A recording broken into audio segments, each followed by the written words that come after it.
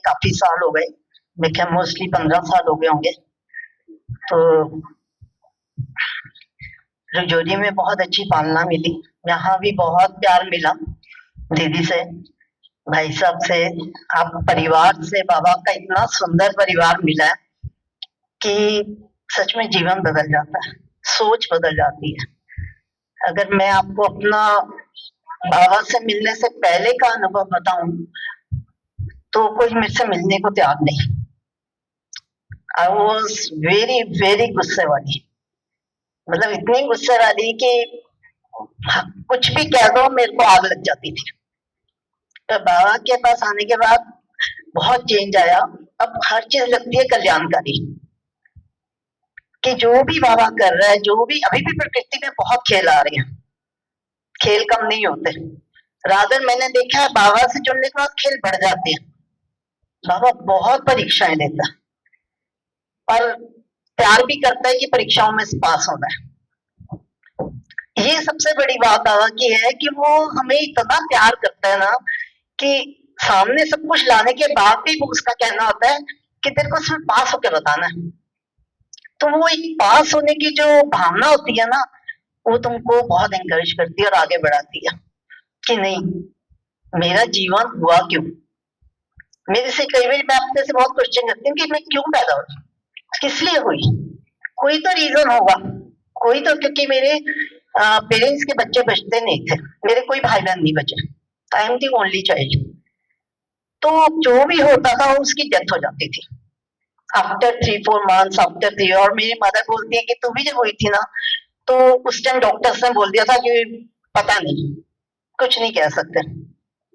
तो ये क्वेश्चन मेरे मन में कई बार आता है कि मैं क्यों बची। मैं 5-6 ब्रदर सिस्टर्स हुए, पर नो वन इज देयर।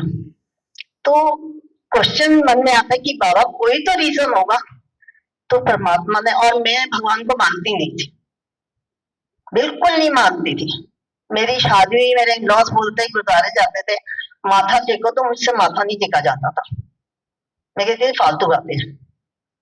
और अब बाबा ने इतना पास छोड़ लिया कि कोई दिन, कोई सांस, कोई ऐसी होती नहीं है कि जिस टाइम मैं बाबा को याद ना करूं, मैं परमात्मा के साथ ना जुड़ूं। ईश्वर के साथ जुड़ने पे मन करता है हर चीज। सारा दिन मेरा जो एक्चुअली स्पेंड होता है, हस्बैंड बोलते हैं क्या करती रहती हो, पता नहीं।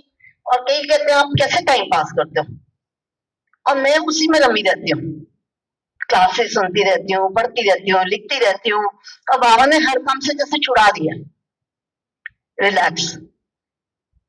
और अपने आप को इतना माइंड को पॉजिटिविटी में ले गई हूँ, इतना सोच, जो भी हो रहा है, बहुत कुछ हो रहा है, बहुत कुछ हो रहा है।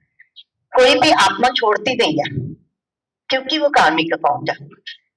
और वो समझ आ गई वो कार्मिक अकाउंट है, पर उस कार्मिक अकाउंट को हैंडल कैसे करना है, वो एक ही चीज है, बस बाबा की याद।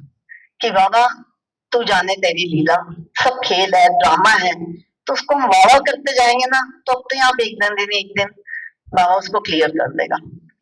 तो बस उसके साथ जितना हम जुड़ते जाएंगे उतना सब कुछ, जैसे अभी उन्होंने बताया ना रिद्धि दीदी ने, कि जैसे ही उस कृष्ण का पैर बस पड़ा, दरवाजे भी खुल गए और सब पहरेदार भी सो गए, सब कुछ हो गया। बस ऐसे ही जब हमारे मन में उस परमात्मा का वास हो जाता ना, तो अपने आप दरवाजे खुल जाते हैं। कार्मिक अकाउंट तो बहुत करते हैं और हमें पता भी नहीं चलता कब कर देते हैं, जाने अनजाने में बहुत कुछ कर देते हैं। आज से पहले जब मैंने आपको बोला मेरे को इतना गुस्सा था, तब तो पता नहीं कितना कार्मिक अकाउंट बन गए। और वो भोगने तो है ना, सामने तो आएंगे, पिक्चर तो एक बार लिखी गई, तो उसको सीन्स को मिटा नहीं सकते। तो उनको इजीली और हैप्पीली अगर हम उसको सॉल्व करते जाएंगे, सॉल्व हम भी नहीं करते हैं, बाबा ही कराता है। वो बस मदद करता है, कहता नहीं एक हिम्मत कर तो मैं आऊंगा। सब कुछ, मेरी आईज को ऑपरेशन हुआ है, कॉर्नियस चेंज हुई है दोनों आंखों की, पर ऑपरेशन पता नहीं चला कैसे हुआ। उस टाइम भी मेडिटेशन में थी, तो डॉक्टर कहता है सर मैम ऑपरेशन हो गया। मैंने कहा अच्छा हो गया, कहता है हाँ। तो उस टाइम बाबा से काफी साल हो गए जुड़े, 1917, अभी ये 2017-18 में हुई थी, तो तब भी हम बाबा के साथ जुड़े हुए थे। तो वो मेरे को कहने लगा कि मैंने कहा जी अच्छा हो गया, कहता हाँ। तो कोई भी चीज आई है, आती बहुत कुछ है, पर वो आके ऐसे चली जाती है जैसे मक्खन में से बात। तो बाबा में इतना विश्वास करो कि आएगा, अभी भी आगे भी आएगा, बहुत कुछ आएगा और आदर ज्यादा आएगा, उसके लिए हम प्रिपेयर हो। और मैं अपने आप को प्रिपेयर करके रखा हुआ है कि जो भी आएगा अब हार नहीं माननी है। तेरे बच्चे हैं तो तेरे जैसे बन के रहना। तो अपने आप को क्यों वीक कहीं पे करें? वीक नहीं करना है, क्योंकि वीक बहुत होके देख लिया, बहुत मजे ले लिए उसके दिन, रोते ही रहते थे, कलपते ही रहते, यहाँ तक कि माइंड में सुसाइड का ख्याल आ गया था कि नहीं जीना, नहीं जीना। पर बाबा ने ऐसा पकड़ा, पहले मैं कहीं और ज्ञान में जाती थी, उसने भी बहुत हेल्प करी मेरी। और उसके बाद ही फिर मैं बाबा से जुड़ी, फिर मैंने एमएससी की बाबा के यहाँ से, वैल्यू एजुकेशनल और स्पिरिचुअलिटी पे। तो लाइफ में मतलब एकदम ही चेंज पलटा खाया और चेंज आया।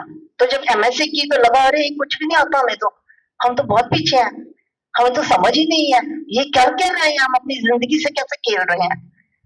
तो हमें रास्ता दिखता गया और हम आगे चलते गए। बस बाबा भी हमारी पता ही नहीं चलता, अनजाने में उंगली पकड़ता रहता है और हम आगे बढ़ते रहते हैं। कुछ सोचना नहीं है, सब कुछ चिंता वो करे, मेरी चिंता वो करे। जब उसने मेरी चिंता कर ली तो मुझे सोचने की क्या जरूरत है। हर वक्त बस यही फील आता है, मेरी चिंता हरी करे। उसने everything is planned, everything is planned. तो फिर हम क्यों सोचें कि ये क्यों होगा, वो क्यों होगा, ऐसे क्यों होगा, वैसे क्यों होगा। उसकी प्लानिंग में बस अपने आप को सेट करते जाएं, एडजस्ट करते जाएं, तो वो ही सबसे हसीन टाइम है। Thank you. ओम शांति।